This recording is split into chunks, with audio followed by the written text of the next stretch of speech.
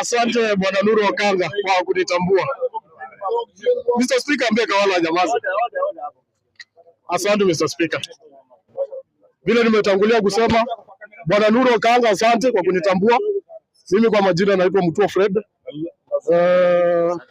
Pia wa Mheshimiwa Magoba, MC hapa Lower Savannah.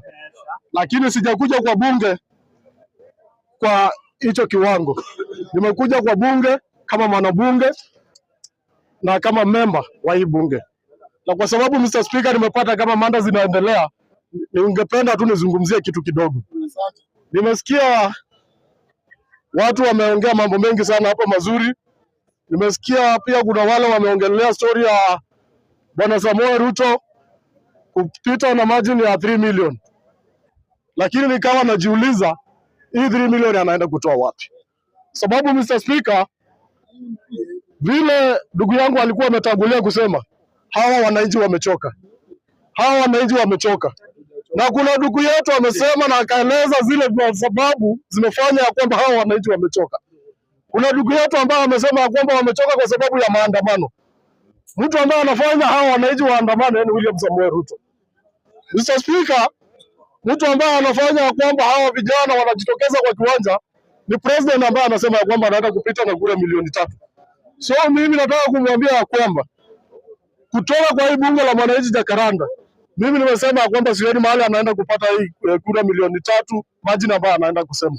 Lakini kwa sababu Mr. Speaker, mtu akiwa muoga wakati wanaenda kupigana ndio huwa anarukaruka zaidi akionyesha jinsi anajua kurusha ngumi. Lakini ikifika ule wakati ndio anakuwa mtu wa kwanza kwenda kuwekwa chini.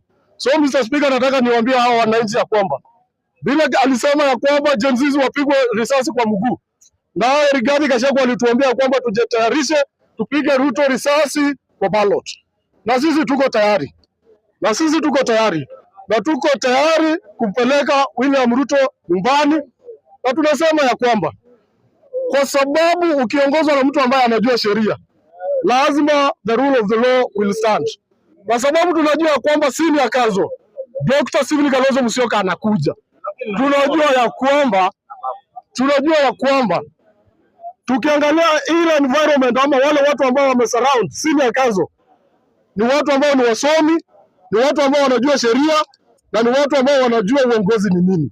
So tukiangalia ile environment tunajua ya kwamba William Samoei Ruto anaenda nyumbani na Kenya inaenda kuongozwa kwa kisheria, si ile diktata ambaye alikuwa anatueleza jana. So mimi Mr. Speaker, ile kitu napenda niwaombe ni kwamba sababu kwa wale watu wale viongozi wote